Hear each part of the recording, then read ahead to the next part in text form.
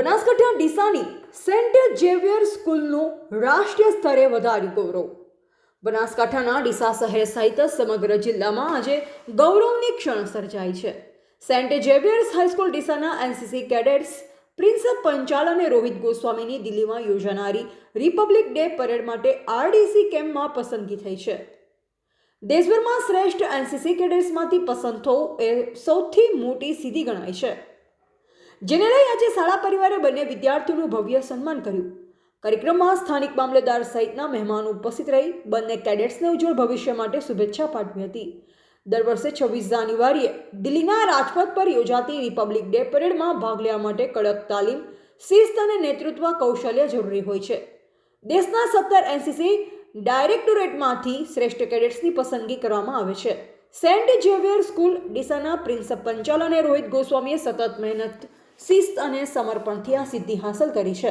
શાળા સંચાલક father Mathew, NCC officer Bharatsinh Khandelia તેમજ 35 બટાલિયનના અધિકારીઓના માર્ગદર્શન હેઠળ બંને કેડેટ્સે બનાસકાંઠાનું નામ રાષ્ટ્રીય સ્તરે ઉજાગર કર્યું છે।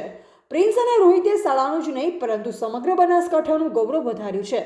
તેમની આ સિદ્ધિ અન્ય વિદ્યાર્થીઓ માટે પ્રેરણારૂપ બનશે। બંને વિદ્યાર્થીઓની આ સફળતાથી શાળા પરિવાર, વાલીઓ અને સમગ્ર ડીસા શહેર સહિત ગર્વ અનુભવી રહ્યું છે। યુવા કેડેટ્સે સાબિત કર્યું છે કે કઠોર મહેનત, શિસ્ત અને સંકલ્પ બળથી કોઈ પણ સપનું સાકાર થઈ શકે છે। આવનાર સમયમાં પણ આવા પ્રતિભાશાળી યુવાનો દેશનું નામ રોશન કરે તેવી સૌએ શુભેચ્છા પાઠવી હતી। હું ફાધર મેથ્યુ આજે જણાવવામાં આનંદ થાય છે કે અમારા શાળાના 2 વિદ્યાર્થીઓ પંચાલ પ્રિન્સ અને ગોસ્વામી રોહિત તેઓ આરડીસીમાં એટલે 26મી જાન્યુઆરી દિલ્હી મુકામે જે પરેડ થાય છે એમાં ભાગ લીધો અને શાળાનું ગૌરવ, ડીસા અને જિલ્લાનું ગૌરવ વધાર્યા છે। તે બદલ શાળા પરિવાર તરફથી હું અભિનંદન પાઠવું છું। અને અગાઉ પણ અમારા શાળાના વિદ્યાર્થીઓ આરડીસીમાં ભાગ લીધેલ છે અને તેઓ સરકારી નોકરી આર્મીમાં મેળવેલી છે।